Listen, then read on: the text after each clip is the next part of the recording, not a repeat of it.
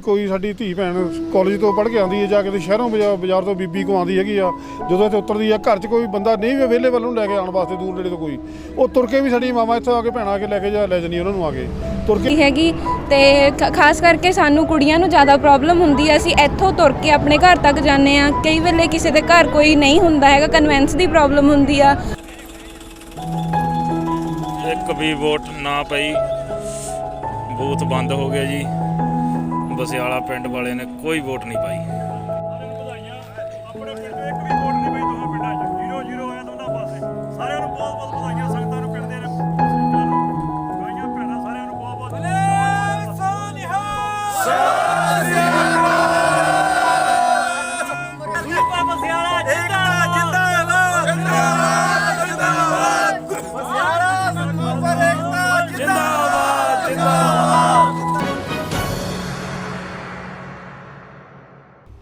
ਪਿੰਡਾਂ ਵਾਲੇ ਲੋਕ ਪ੍ਰਸ਼ਾਸਨ ਤੋਂ ਸਰਕਾਰ ਤੋਂ ਕੀ ਮੰਗਦੇ ਹਨ?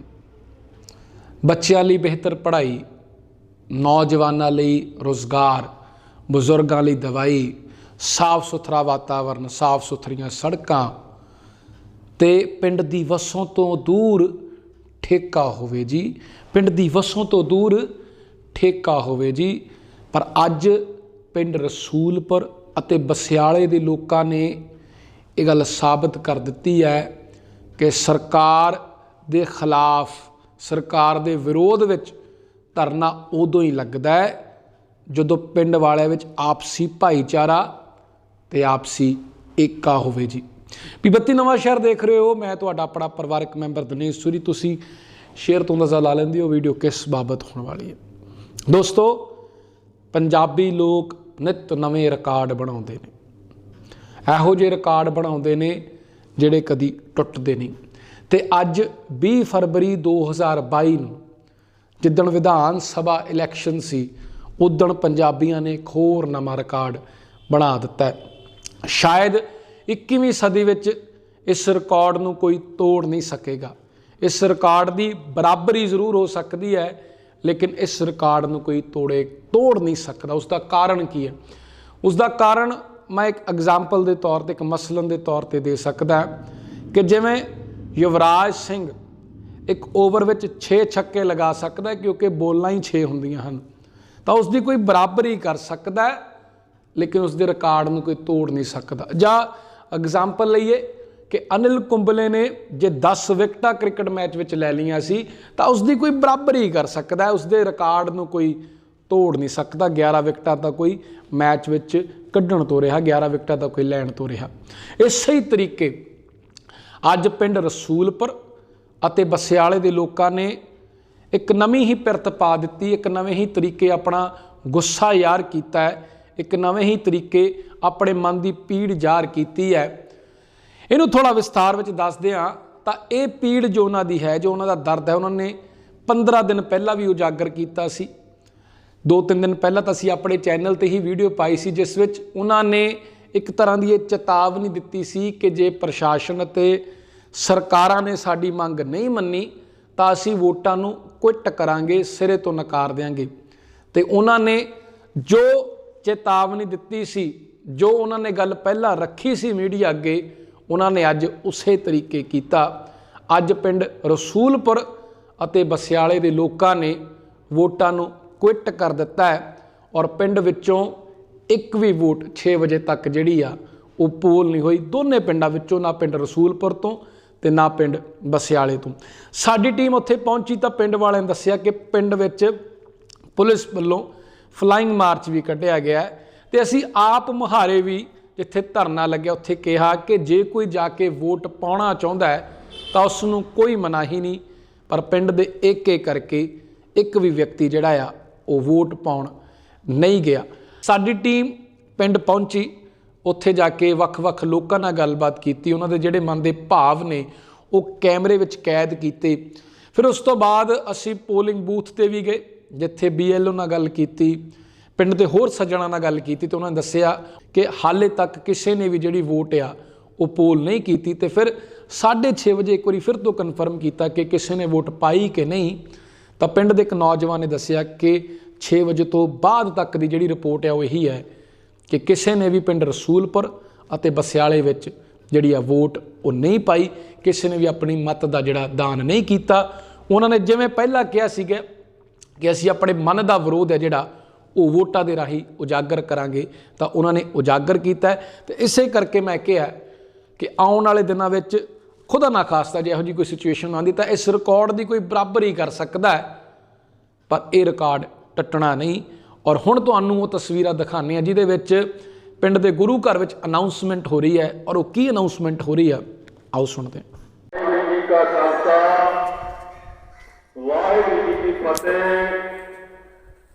ਨਗਰ ਨਿਵਾਸੀ ਸਾਧ ਸੰਗਤ ਜੀ ਦੇ ਚਰਨਾਂ ਵਿਖੇ ਬੇਨਤੀ ਕੀਤੀ ਜਾਂਦੀ ਹੈ ਕਿ ਆਪ ਸਭ ਸੰਗਤਾਂ ਨੂੰ ਪਤਾ ਹੈ ਕਿ ਰੇਲਵੇ ਫਾਟਕ ਖੁਲਵਾਉਣ ਵਾਸਤੇ ਰੇਲਵੇ ਲਾਈਨ ਤੇ ਰੋਸ ਧਰਨੇ ਚੱਲ ਰਹੇ ਹਨ।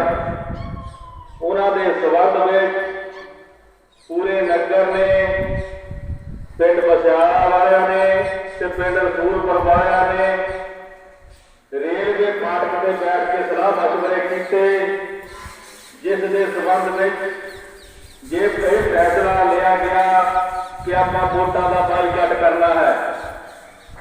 ਸੋ ਸਮੂਹ ਸੰਗਤਾਂ ਦੇ ਸਹਿਯੋਗ ਸਦਕਾ ਕੋਈ ਵੀ ਸੱਜਣ ਵੀਰ ਭੈਣ ਭਰਾ ਬਜ਼ੁਰਗ ਵੋਟ ਪਾਉਣ ਨਹੀਂ ਜਾ ਰਿਹਾ। ਸੋ ਆਪ ਸਭ ਸੰਗਤਾਂ ਦਾ ਬਹੁਤ ਬਹੁਤ ਧੰਨਵਾਦ ਕਿ ਕੋਈ ਵੀ ਸੱਜਣ ਵੋਟਾਂ ਪਾਉਣ ਲਈ ਨਹੀਂ ਗਿਆ। ਸੋ ਹੁਣ ਰਸੂਲਪੁਰ ਏਕਾ ਜਿੰਦਾਬਾਦ ਜਿੰਦਾਬਾਦ ਜਿੰਦਾਬਾਦ, ਫਾਟਕ ਲਾ ਕੇ ਰਹਾਂਗੇ।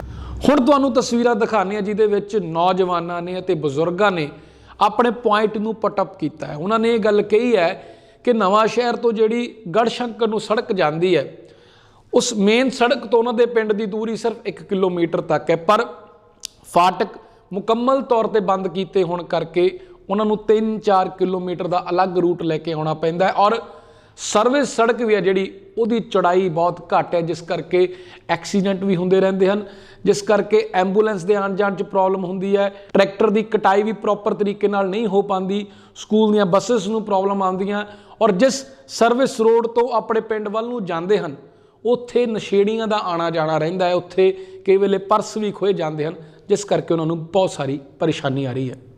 ਕੋਲ ਇਹੀ ਆ ਜੋ ਬਸਿਆਲੇ ਨੂੰ ਪਰੇਸ਼ਾਨੀ ਆ ਰਹੀ ਆ, ਔਰ ਰਸੂਲਪੁਰ ਨੂੰ ਵੀ ਇਹੀ ਪਰੇਸ਼ਾਨੀ ਆ।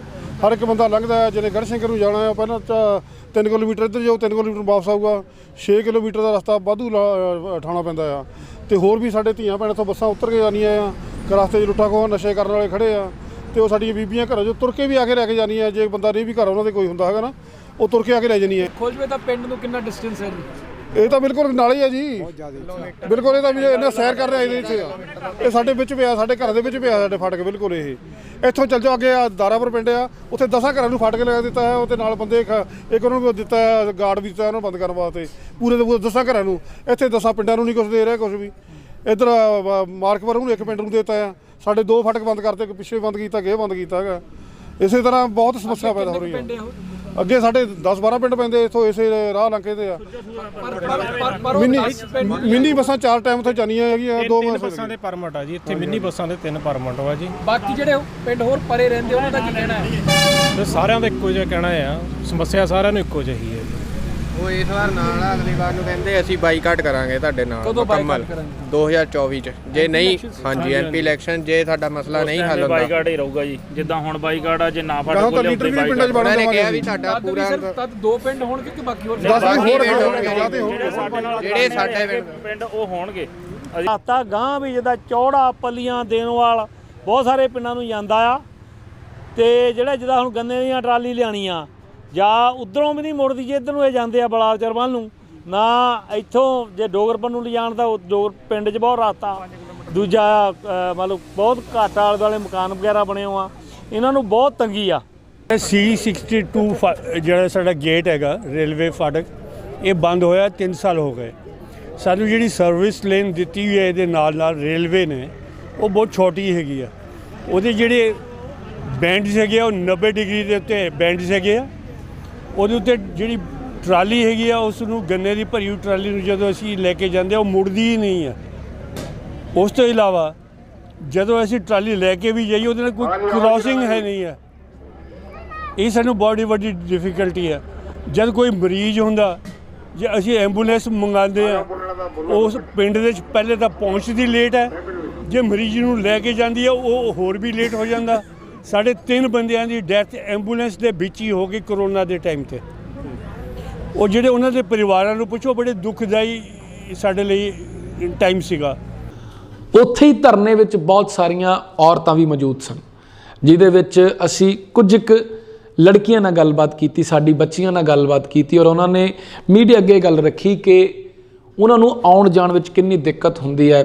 ਔਰ ਉਹਨਾਂ ਨੇ ਇਹ ਵੀ ਗੱਲ ਸਪਸ਼ਟ ਤੌਰ 'ਤੇ ਕਹੀ ਕਿ ਜੇ ਕੋਈ ਇਸ ਫਾਟਕ ਨੂੰ ਲੈ ਕੇ ਸਾਡੀ ਮੰਗ ਮੰਨਦਾ ਹੈ ਤਾਂ ਅਸੀਂ ਉਸ ਨੂੰ ਵੀ ਵੋਟ ਪਾ ਦਾਂਗੇ, ਪਰ ਇਸ ਫਾਟਕ ਦਾ ਖੁੱਲ੍ਹਣਾ ਬਹੁਤ ਜ਼ਰੂਰੀ ਹੈ ਕਿਉਂਕਿ ਆਉਣ ਜਾਣ ਵਿੱਚ ਉਹਨਾਂ ਨੂੰ ਬਹੁਤ ਤਕਲੀਫ ਹੁੰਦੀ ਹੈ। ਇੱਕ ਔਰਤ ਨੇ ਤਾਂ ਇਹ ਵੀ ਕਿਹਾ ਕਿ ਮੇਰੇ ਬੱਚਿਆਂ ਨੂੰ ਸਕੂਲ ਆਉਣ ਜਾਣ ਵਿੱਚ ਬਹੁਤ ਦਿੱਕਤ ਹੁੰਦੀ ਹੈ ਤੇ ਮੈਂ ਬੇਨਤੀ ਕਰਦੀ ਹਾਂ ਇਸ ਫਾਟਕ ਨੂੰ ਜਲਦੀ ਤੋਂ ਜਲਦੀ ਖੋਲ੍ਹਿਆ ਜਾਵੇ। ਸਾਡਾ ਪਿੰਡ ਬਸਿਆਲਾ ਆ, ਸਾਨੂੰ ਬਹੁਤ ਜ਼ਿਆਦਾ ਪ੍ਰੋਬਲਮ ਹੁੰਦੀ ਆ। ਸਾਡੇ ਪਿੰਡ ਨੂੰ ਬੱਸ ਨਹੀਂ ਆਉਂਦੀ ਹੈਗੀ ਤੇ ਖਾਸ ਕਰਕੇ ਸਾਨੂੰ ਕੁੜੀਆਂ ਨੂੰ ਜ਼ਿਆਦਾ ਪ੍ਰੋਬਲਮ ਹੁੰਦੀ ਆ। ਅਸੀਂ ਇੱਥੋਂ ਤੁਰ ਕੇ ਆਪਣੇ ਘਰ ਤੱਕ ਜਾਂਦੇ ਆ, ਕਈ ਵੇਲੇ ਕਿਸੇ ਦੇ ਘਰ ਕੋਈ ਨਹੀਂ ਹੁੰਦਾ ਹੈਗਾ, ਕਨਵੈਂਸ ਦੀ ਪ੍ਰੋਬਲਮ ਹੁੰਦੀ ਆ, ਕੋਈ ਨਹੀਂ ਜਾਂਦਾ। ਅਲਾਚੌਰ ਸਾਨੂੰ ਤੁਰ ਕੇ ਜਾਣਾ ਪੈਂਦਾ, ਨਾਲ ਦੇ ਪਿੰਡ ਤੋਂ ਹੋ ਕੇ ਜਾਣਾ ਪੈਂਦਾ। ਉੱਥੇ ਬਹੁਤ ਜ਼ਿਆਦਾ ਡਰ ਆ, ਸੁੰਨਾ ਰਸਤਾ ਆ ਬਿਲਕੁਲ। ਸਾਡੇ ਪਿੰਡ ਨੂੰ ਖਿਲਾਉਣ ਦੀ ਬਹੁਤ ਜ਼ਿਆਦਾ ਇਹ ਇੰਪੋਰਟੈਂਟ ਆ ਗੱਲ, ਇਹਨੂੰ ਸੀਰੀਅਸਲੀ ਲਿਆ ਜਾਵੇ ਕਿ ਸਾਡਾ ਪਿੰਡ ਖੁੱਲ੍ਹਵਾਇਆ ਜਾਵੇ, ਗੇਟ ਖੁੱਲ੍ਹਵਾਇਆ ਜਾਵੇ। ਇੱਥੋਂ ਤੱਕ ਕਿ ਸਾਨੂੰ ਸਾਡੇ ਸਕੂਲ ਦੀਆਂ ਬੱਸਾਂ, ਛੋਟੇ ਬੱਚਿਆਂ ਦੀਆਂ ਬੱਸਾਂ ਇੱਥੋਂ ਹੋ ਕੇ ਜਾਂਦੀਆਂ ਆ ਪਿੰਡ ਨੂੰ। ਬਹੁਤ ਜ਼ਿਆਦਾ ਕੁੜੀਆਂ ਨੂੰ ਖਾਸ ਕਰਕੇ ਇਸ ਚੀਜ਼ ਦੀ ਬਹੁਤ ਜ਼ਿਆਦਾ ਪ੍ਰੋਬਲਮ ਆ ਰਹੀ ਆ ਕਿ ਸਾਡੀ ਬੇਨਤੀ ਆ ਕਿ ਇਸ ਗੇਟ ਨੂੰ ਖੋਲ੍ਹਿਆ ਜਾਵੇ, ਇਸ ਫਾਟਕ ਨੂੰ ਖੋਲ੍ਹਿਆ ਜਾਵੇ। ਸਾਨੂੰ ਬਹੁਤ ਜ਼ਿਆਦਾ ਪ੍ਰੋਬਲਮ ਆ ਰਹੀ ਆ, ਸਾਡੇ ਘਰ ਵੀ ਨਹੀਂ ਕੋਈ ਹੁੰਦਾ ਹੈਗਾ ਤੇ ਬੱਸਾਂ ਵੀ ਨਹੀਂ। ਸਾਨੂੰ ਸਭ ਤੋਂ ਜ਼ਿਆਦਾ ਪ੍ਰੋਬਲਮ ਹੈ ਇਸ ਚੀਜ਼ ਤੋਂ। ਜੇ ਤੁਸੀਂ ਇਹ ਚੀਜ਼ ਨੂੰ ਖੁਲਵਾਓਗੇ, ਸਾਡੇ ਫਾਟਕ ਨੂੰ ਖੁਲਾਓਗੇ, ਤੁਹਾਨੂੰ ਸਾਡੇ ਪਿੰਡੋਂ ਸਾਨੂੰ ਵੋਟਾਂ ਸਪੈਸ਼ਲ ਹੀ ਜਾਊਂਗੀਆਂ। ਫਾਟਕ ਬੰਦ ਹੋਣ ਕਰਕੇ 2 ਪਿੰਡਾਂ ਨੂੰ ਬਹੁਤ ਜ਼ਿਆਦਾ ਪ੍ਰੋਬਲਮ ਆ ਕਿਉਂਕਿ ਬੱਸਾਂ ਨਹੀਂ ਜਾਂਦੀਆਂ ਬੱਚਿਆਂ ਦੀ। ਇੱਕ ਦਿਨ ਤਾਂ ਬੱਸ ਵੀ ਉਲਟ ਗਈ, ਸਵਾਰੀਆਂ ਬਚ ਗਈਆਂ, ਉਹਨਾਂ ਦੀ ਸੱਟਾਂ ਨਹੀਂ ਲੱਗੀਆਂ। ਇਹ ਫਾਟਕ ਖੁੱਲ੍ਹਿਆ ਜਾਵੇ ਜਲਦੀ ਤੋਂ ਜਲਦੀ। ਫਾਟਕ ਅੱਜ ਵੀ ਖੋਲ੍ਹ ਦੇਣਾ। ਬੱਚਿਆਂ ਨੂੰ ਕੀ ਪ੍ਰੋਬਲਮ ਆਉਂਦੀ? ਬੱਚਿਆਂ ਦੀਆਂ ਬੱਸਾਂ ਨਹੀਂ ਜਾ ਰਹੀਆਂ, ਉਹ ਘੁੰਮ ਕੇ ਆਉਂਦੀਆਂ। ਉਧਰੋਂ ਸੜਕ ਹੈਗੀ ਛੋਟੀ ਤੇ ਉਧਰੋਂ ਬਹੁਤ ਜ਼ਿਆਦਾ ਖਤਰਾ ਆ, ਬੱਚਿਆਂ ਨੂੰ ਵੀ ਪ੍ਰੋਬਲਮ। ਇਹ ਟਰੈਕ ਹੈ ਔਰ ਇੱਥੇ ਜਿਹੜੀ ਇਹਨਾਂ ਨੇ ਇਹ ਬੈਰੀਅਰ ਕੀਤਾ ਹੋਇਆ, ਚਾਹੁੰਦੇ ਨੇ ਕਿ ਖੁੱਲ੍ਹ ਜਾਵੇ। ਉਹਦਾ ਕਾਰਨ ਇਹ ਹੈ ਕਿ ਇੱਥੋਂ ਪਿੰਡ ਬਿਲਕੁਲ ਨਜ਼ਦੀਕ ਹੈ। ਇਹਨਾਂ ਦੇ ਕਹਿਣ ਦੇ ਮੁਤਾਬਕ ਕਿ ਇੱਥੋਂ ਤਕਰੀਬਨ ਅੱਧਾ ਕਿਲੋਮੀਟਰ ਅੱਗੇ ਪਿੰਡ ਹੈ ਔਰ ਤੁਹਾਨੂੰ ਕੁਝ ਘਰ ਵੀ ਨਜ਼ਰ ਆ ਰਹੇ ਹੋਣੇ ਫਰੇਮ ਵਿੱਚ। ਇਹ ਸਿਚੁਏਸ਼ਨ ਕਿਉਂ ਡਿਮਾਂਡ ਕਰ ਰਹੇ ਨੇ ਚੇਂਜ ਦੀ, ਮੈਂ ਉਹਦਾ ਵੀ ਕਾਰਨ ਦੱਸਦਾ। ਆ ਜਾਓ ਵਿਜੇ, ਥੋੜ੍ਹਾ ਅੱਗੇ ਆ ਜਾਓ। ਕਿ ਜੇ ਇਹ ਫਾਟਕ ਜਿਹੜਾ ਇੱਥੇ ਲੱਗਿਆ ਹੋਇਆ ਖੁੱਲ੍ਹ ਜਾਂਦਾ ਹੈ ਤਾਂ ਇਹਨਾਂ ਨੂੰ ਜਿਹੜਾ ਰੋਡ ਬਿਲਕੁਲ ਸਾਹਮਣੇ ਆ, ਸਿੱਧਾ ਆ, ਸਟ੍ਰੇਟ ਹੈ। ਅਦਰਵਾਈਜ਼ ਇਹਨਾਂ ਨੂੰ ਸਾਹਮਣੇ ਉਹ ਡਾਇਵਰਜਨ ਲੈਣਾ ਪੈਂਦਾ ਹੈ। ਦਿਖਾਓ ਵਿਜੇ, ਇੱਧਰ ਦਿਖਾਓ ਜਰਾ। ਜਿਵੇਂ ਹੁਣ ਇਹ ਜਾ ਰਹੇ ਨੇ ਵੀਰ ਜੀ, ਜਾ ਰਹੇ ਹੋ ਤੁਸੀਂ। ਹੁਣ ਇਹਨਾਂ ਨੇ ਅਦਰਵਾਈਜ਼ ਸਿੱਧਾ ਚਲੇ ਜਾਣਾ ਸੜਕ 'ਤੇ ਮੇਨ 'ਤੇ। ਹੁਣ ਇਹਨਾਂ ਨੂੰ ਜਿਹੜਾ ਆ ਮੁਬਾਰਕਪੁਰ ਪਿੰਡ ਵੱਲ ਜਾਣਾ ਪੈਣਾ ਔਰ ਤਕਰੀਬਨ 2.5 ਤੋਂ 3 ਕਿਲੋਮੀਟਰ ਜਿਹੜਾ ਇਹਨਾਂ ਨੂੰ ਐਕਸਟਰਾ ਟਰੈਵਲ ਕਰਨਾ ਪੈਣਾ। ਔਰ ਸਰਵਿਸ ਰੋਡ ਹੈ ਜਿਹੜਾ ਇਹ ਕਹਿ ਰਹੇ ਨੇ, ਦਿਖਾ ਦਿਓ ਵਿਜੇ ਇੱਕ ਵਾਰੀ। ਸਰਵਿਸ ਰੋਡ ਦੇਖੋ ਕਿੰਨਾ ਛੋਟਾ ਹੈ। ਅਗਰ ਟਰਾਲੀ ਨੇ ਔਰ ਇੱਕ ਗੱਡੀ ਨੇ ਇੱਕੋ ਟਾਈਮ 'ਤੇ ਪਾਸ ਕਰਨਾ ਹੋਵੇ ਤਾਂ ਉਹਨਾਂ ਨੂੰ ਦਿੱਕਤ ਪਰੇਸ਼ਾਨੀ ਆਉਂਦੀ ਹੈ। ਇਹੀ ਕਾਰਨ ਹੈ ਜੀ। ਔਰ ਮੋੜ ਵੀ ਜਿਹੜਾ ਆ ਖਤਰਨਾਕ ਇਹਨਾਂ ਦੇ ਕਹਿਣ ਦੇ ਮੁਤਾਬਿਕ। ਤਾਂ ਇੱਧਰ ਇੱਕ ਬਾਈ ਜੀ ਨੇ, ਮੈਂ ਇਹਨਾਂ ਨਾਲ ਗੱਲ ਕਰ ਲੈਂਦਾ।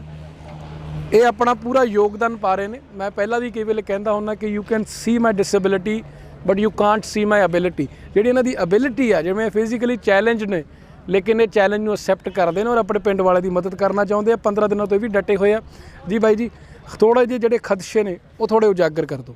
ਹਾਂਜੀ, ਅਸੀਂ ਬਹੁਤ ਔਖੇ ਭਾਜੀ ਇੱਥੇ। ਸਾਡੇ ਹੁਣ ਸਾਨੂੰ ਇੱਥੇ ਤੱਕ ਆਉਣ ਲਈ ਸਾਨੂੰ 4 ਕਿਲੋਮੀਟਰ ਘੁੰਮ ਕੇ ਆਉਣਾ ਪੈਂਦਾ ਭਾਜੀ, ਹੈ ਨਾ। ਅਤੇ ਸਾਵੇਂ ਅਸੀਂ ਸਿੱਧੇ ਹੁਣ ਆਪਾਂ ਵੀ ਜ਼ਿਮੀਂਦਾਰ ਜੱਟ ਭਾਈ ਜਾ ਰਹੇ, ਅਸੀਂ ਵੀ ਆਪਣੇ 15-20 ਖੇਤ ਇੱਧਰ।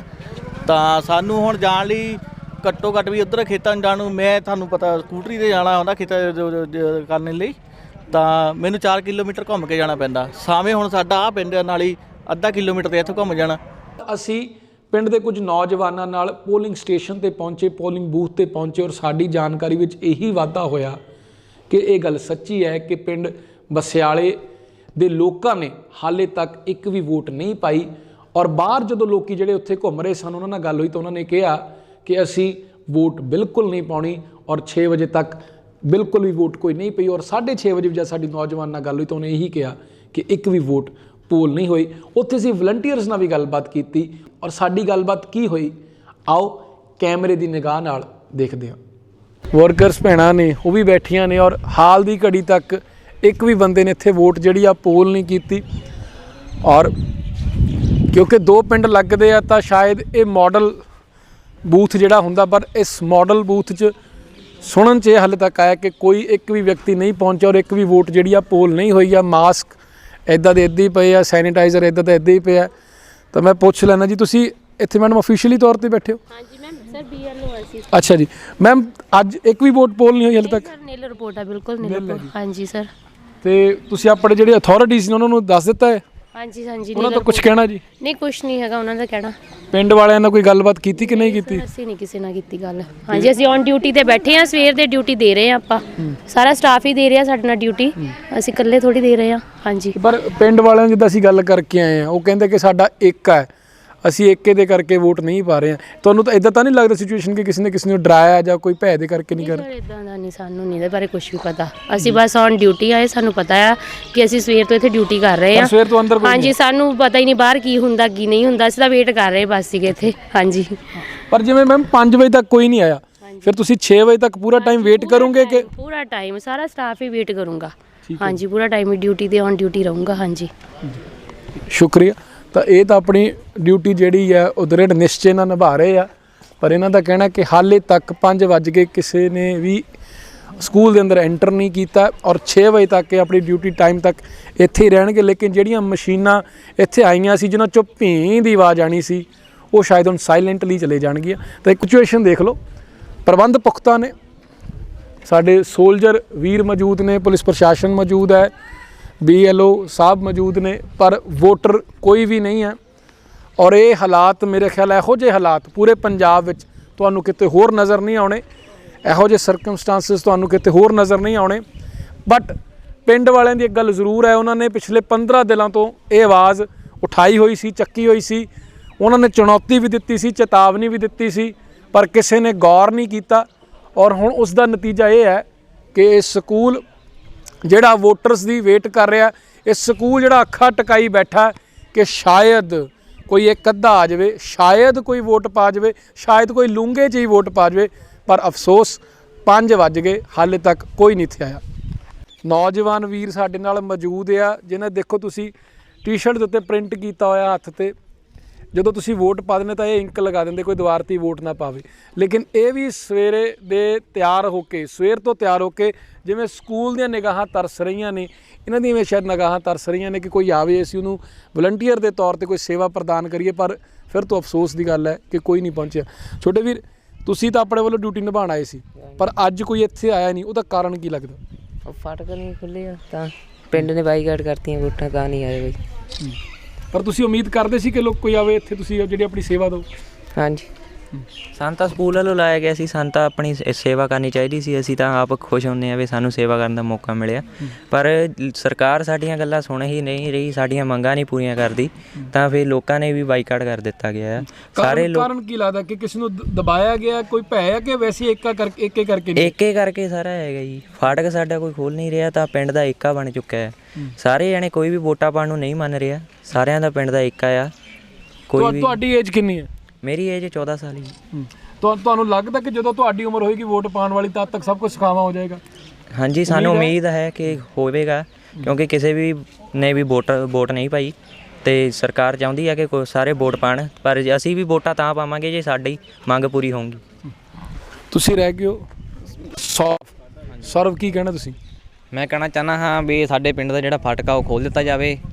ਕਿ ਵਲੰਟੀਅਰ ਵੀ ਉਹੀ ਮੰਗ ਰੱਖ ਰਹੇ ਜੋ ਪਿੰਡ ਵਾਲੇ ਰੱਖ ਰਹੇ ਆ। ਹਾਂਜੀ, ਤੇ ਸਾਡੇ ਪਿੰਡ ਦਾ ਫਾਟਕ ਖੋਲ੍ਹ ਦਿੱਤਾ ਜਾਵੇ।